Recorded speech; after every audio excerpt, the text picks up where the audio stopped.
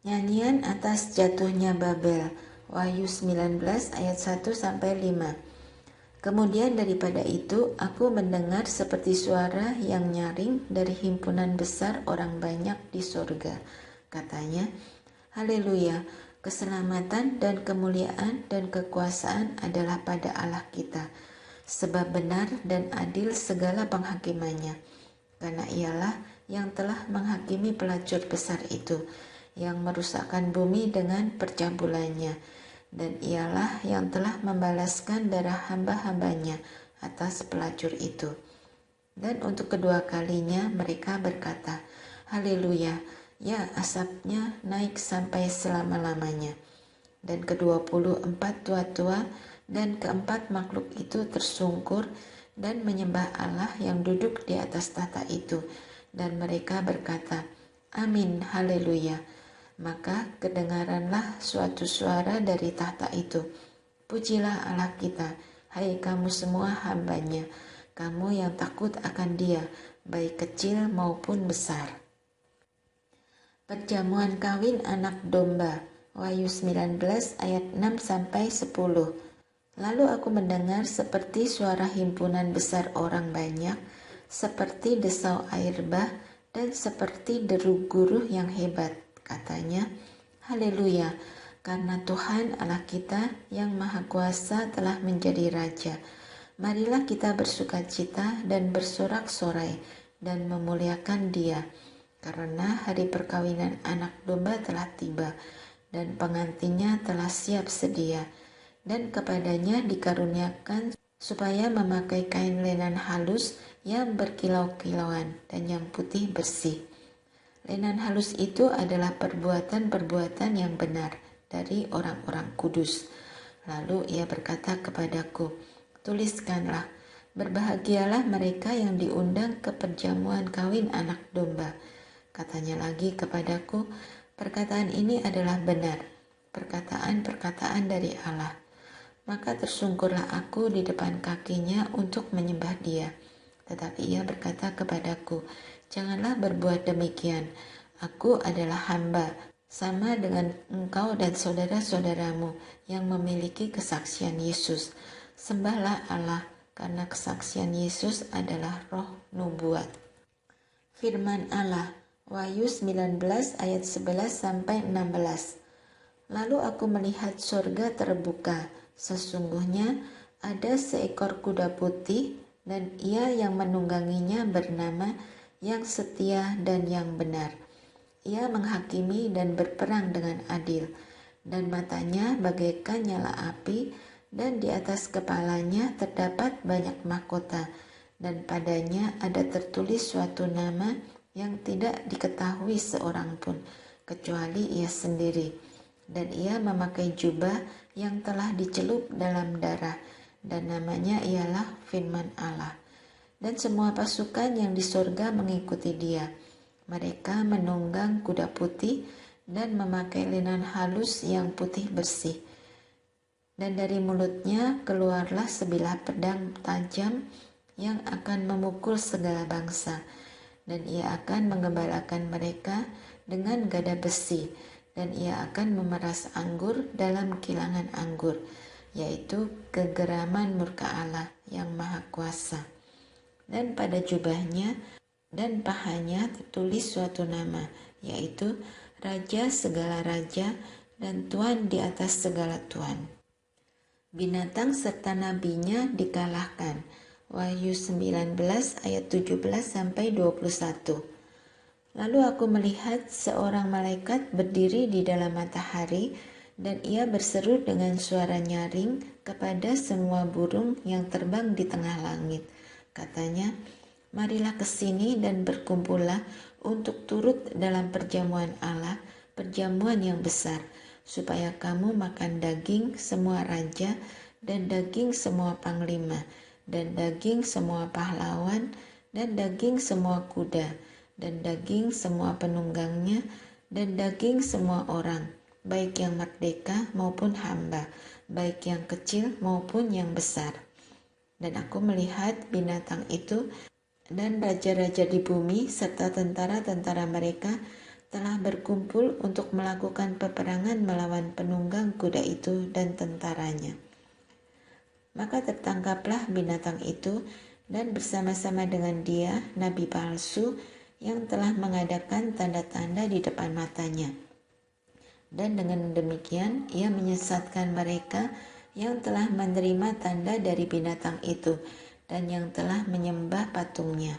Keduanya dilemparkan hidup-hidup ke dalam lautan api yang menyala-nyala oleh belerang. Dan semua orang lain dibunuh dengan pedang yang keluar dari mulut penunggang kuda itu, dan semua burung kenyang oleh daging mereka. Kerajaan 1000 tahun. Wahyu 20 ayat 1-6. Lalu aku melihat seorang malaikat turun dari surga, memegang anak kunci jurang maut dan suatu rantai besar di tangannya. Ia menangkap naga, si ular tua itu, yaitu iblis dan Satan, dan ia mengikatnya 1000 tahun lamanya, lalu melemparkannya ke dalam jurang maut dan menutup jurang maut itu dan memeteraikannya di atasnya, supaya ia jangan lagi menyesatkan bangsa-bangsa sebelum berakhir masa 1000 tahun itu. Kemudian daripada itu, ia akan dilepaskan untuk sedikit waktu lamanya. Lalu aku melihat tahta-tahta dan orang-orang yang duduk di atasnya. Kepada mereka diserahkan kuasa untuk menghakimi. Aku juga melihat jiwa-jiwa mereka yang telah dipenggal kepalanya karena kesaksian tentang Yesus dan karena firman Allah yang tidak menyembah binatang itu dan patungnya, dan yang tidak juga menerima tandanya pada dahi dan tangan mereka. Dan mereka hidup kembali dan memerintah sebagai raja bersama-sama dengan Kristus untuk masa 1000 tahun. Tetapi orang-orang mati yang lain tidak bangkit sebelum berakhir masa yang 1000 tahun itu. Inilah kebangkitan pertama. Berbahagia dan kuduslah ia yang mendapat bagian dalam kebangkitan pertama itu. Kematian yang kedua tidak berkuasa lagi atas mereka, tetapi mereka akan menjadi imam-imam Allah dan Kristus, dan mereka akan memerintah sebagai raja bersama-sama dengan dia 1000 tahun lamanya. Iblis dihukum. Wahyu 20 ayat 7-10. Dan setelah masa 1000 tahun itu berakhir, iblis akan dilepaskan dari penjaranya, dan ia akan pergi menyesatkan bangsa-bangsa pada keempat penjuru bumi, yaitu Gog dan Magog, dan mengumpulkan mereka untuk berperang, dan jumlah mereka sama dengan banyaknya pasir di laut. Maka naiklah mereka ke seluruh dataran bumi, lalu mengepung perkemahan tentara orang-orang kudus dan kota yang dikasihi itu.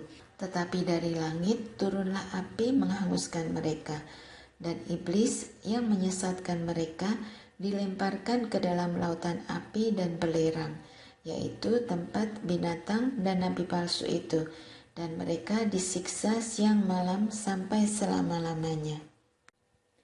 Hukuman yang terakhir. Wahyu 20 ayat 11-15. Lalu aku melihat suatu tahta putih yang besar dan dia yang duduk di atasnya. Dari hadapannya lenyaplah bumi dan langit dan tidak ditemukan lagi tempatnya. Dan aku melihat orang-orang mati, besar dan kecil, berdiri di depan tahta itu. Lalu dibuka semua kitab. Dan dibuka juga sebuah kitab lain, yaitu kitab kehidupan. Dan orang-orang mati dihakimi menurut perbuatan mereka, berdasarkan apa yang ada tertulis di dalam kitab-kitab itu. Maka laut menyerahkan orang-orang mati yang ada di dalamnya, dan maut dan kerajaan maut menyerahkan orang-orang mati yang ada di dalamnya, dan mereka dihakimi masing-masing menurut perbuatannya. Lalu maut dan kerajaan maut itu dilemparkanlah ke dalam lautan api. Itulah kematian yang kedua, lautan api. Dan setiap orang yang tidak ditemukan namanya tertulis di dalam kitab kehidupan itu, ia dilemparkan ke dalam lautan api itu. Langit yang baru dan bumi yang baru. Wahyu 21 ayat 1 sampai 8. Lalu aku melihat langit yang baru dan bumi yang baru, sebab langit yang pertama dan bumi yang pertama telah berlalu, dan laut pun tidak ada lagi. Dan aku melihat kota yang kudus, Yerusalem yang baru, turun dari surga, dari Allah, yang berhias bagaikan pengantin perempuan, yang berdandan untuk suaminya. Lalu aku mendengar suara yang nyaring dari tahta itu berkata, "Lihatlah, kemah Allah ada di tengah-tengah manusia, dan ia akan diam bersama-sama dengan mereka. Mereka akan menjadi umat-Nya, dan ia akan menjadi Allah mereka. Dan ia akan menghapus segala air mata dari mata mereka, dan maut tidak akan ada lagi. Tidak akan ada lagi perkabungan atau ratap tangis atau duka cita, sebab segala sesuatu yang lama itu telah berlalu." Ia yang duduk di atas tahta itu berkata, "Lihatlah, aku menjadikan segala sesuatu baru." Dan firman-Nya, "Tuliskanlah, karena segala perkataan ini adalah tepat dan benar." Firman-Nya lagi kepadaku, "Semuanya telah terjadi. Aku adalah Alfa dan Omega, yang awal dan yang akhir. Orang yang haus akan kuberi minum dengan cuma-cuma dari mata air kehidupan. Barang siapa menang, ia akan memperoleh semuanya ini, dan aku akan menjadi Allah-Nya, dan ia akan menjadi anakku. Tetapi orang-orang penakut, orang-orang yang tidak percaya, orang-orang keji, orang-orang pembunuh, orang-orang sundal, tukang-tukang sihir, penyembah-penyembah berhala, dan semua pendusta, mereka akan mendapat bagian mereka di dalam lautan yang menyala-nyala oleh api dan belerang. Inilah kematian yang kedua. Yerusalem yang baru, Wahyu 21 ayat 9 sampai Wahyu 22 ayat 5. Maka datanglah seorang dari ketujuh malaikat yang memegang ketujuh cawan yang penuh dengan ketujuh malapetaka terakhir itu. Lalu ia berkata kepadaku, katanya, "Marilah ke sini, aku akan menunjukkan kepadamu pengantin perempuan, mempelai anak domba." Lalu di dalam roh ia membawa aku ke atas sebuah gunung yang besar, lagi tinggi, dan ia menunjukkan kepadaku kota yang kudus itu, Yerusalem, turun dari surga, dari Allah. Kota itu penuh dengan kemuliaan Allah, dan cahayanya sama seperti permata yang paling indah, bagaikan permata yaspis, jernih seperti kristal. Dan temboknya besar lagi tinggi, dan pintu gerbangnya 12 buah. Dan di atas pintu-pintu gerbang itu ada 12 malaikat, dan di atasnya tertulis nama ke-12 suku Israel. Di sebelah timur terdapat 3 pintu gerbang, dan di sebelah utara 3 pintu gerbang, dan di sebelah selatan 3 pintu gerbang, dan di sebelah barat 3 pintu gerbang. Dan tembok kota itu mempunyai 12 batu dasar, dan di atasnya tertulis ke-12 nama ke-12 rasul anak domba itu. Dan ia yang berkata-kata dengan aku mempunyai suatu tongkat pengukur dari emas untuk mengukur kota itu, serta pintu-pintu gerbangnya dan temboknya. Kota itu bentuknya 4 persegi, panjangnya sama dengan lebarnya, dan ia mengukur kota itu dengan tongkat itu, 12.000 stadia, panjangnya dan lebarnya dan tingginya sama. Lalu ia mengukur temboknya, 144 hasta menurut ukuran manusia, yang adalah juga ukuran malaikat. Tembok itu terbuat dari permata yaspis, dan kota itu sendiri dari emas tulen, bagaikan kaca murni. Dan dasar-dasar tembok kota itu dihiasi dengan segala jenis permata. Dasar yang pertama batu yaspis, dasar yang kedua batu nilam, dasar yang ketiga batu merah, dasar yang keempat batu samrud, dasar yang kelima batu unam, dasar yang keenam batu sardis, dasar yang ketujuh batu ratna cempaka, yang kedelapan batu beril, yang kesembilan batu krisolit, yang kesepuluh batu krisopras, yang ke-11 batu laswardi, dan yang ke-12 batu kecubung. Dan ke-12 pintu gerbang itu adalah 12 mutiara. Setiap pintu gerbang terdiri dari 1 mutiara, dan jalan-jalan kota itu dari emas murni, bagaikan kaca bening. Dan aku tidak melihat bait suci di dalamnya, sebab Allah, Tuhan yang Maha Kuasa adalah bait sucinya, demikian juga anak domba itu. Dan kota itu tidak memerlukan matahari dan bulan untuk menyinarinya, sebab kemuliaan Allah meneranginya, dan anak domba itu adalah lampunya. Dan bangsa-bangsa akan berjalan di dalam cahayanya, dan raja-raja di bumi membawa kekayaan mereka kepadanya.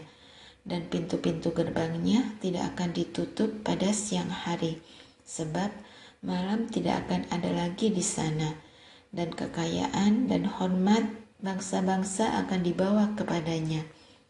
Tetapi tidak akan masuk ke dalamnya sesuatu yang najis, atau orang yang melakukan kekejian atau dusta, tetapi hanya mereka yang namanya tertulis di dalam kitab kehidupan anak domba itu.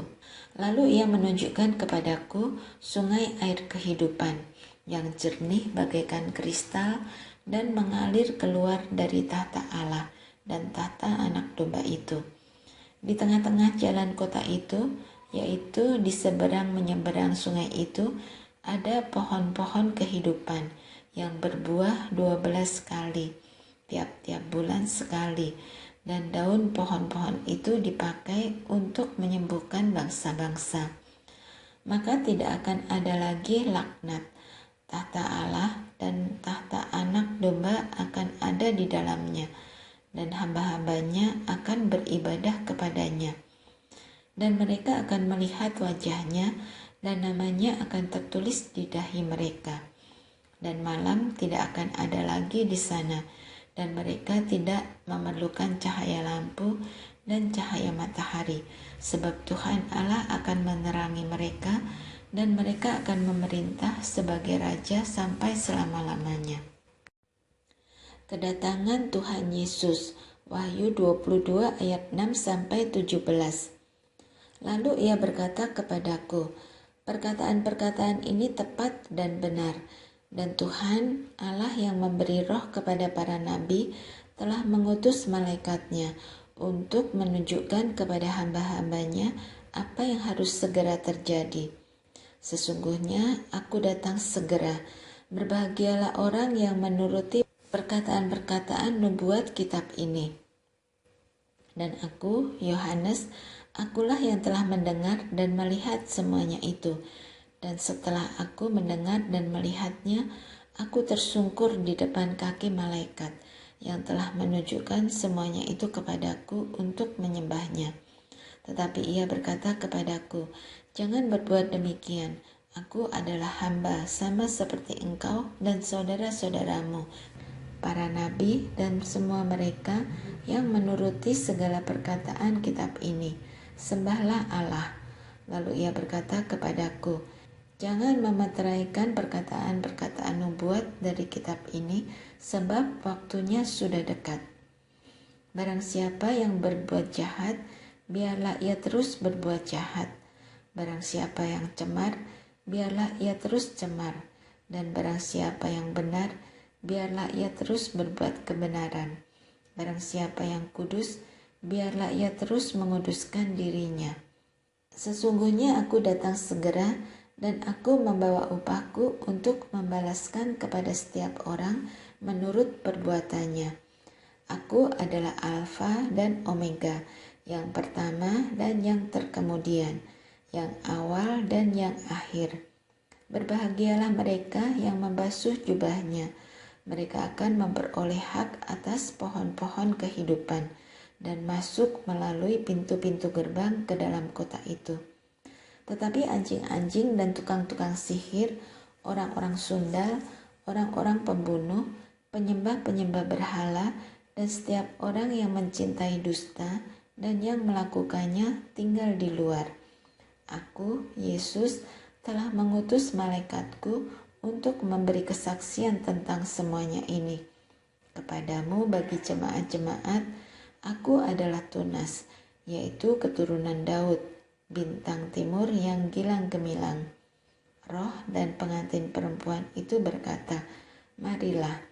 Dan barang siapa yang mendengarnya, hendaklah ia berkata, marilah. Dan barang siapa yang haus, hendaklah ia datang. Dan barang siapa yang mau, hendaklah ia mengambil air kehidupan dengan cuma-cuma. Penutup Wahyu 22 ayat 18-21. Aku bersaksi kepada setiap orang yang mendengar perkataan-perkataan nubuat dari kitab ini. Jika seorang menambahkan sesuatu kepada perkataan-perkataan ini, maka Allah akan menambahkan kepadanya malapetaka yang tertulis di dalam kitab ini. Dan jikalau seorang mengurangi sesuatu dari perkataan-perkataan dari kitab nubuat ini, maka Allah akan mengambil bagiannya dari pohon kehidupan dan dari kota kudus, seperti yang tertulis di dalam kitab ini.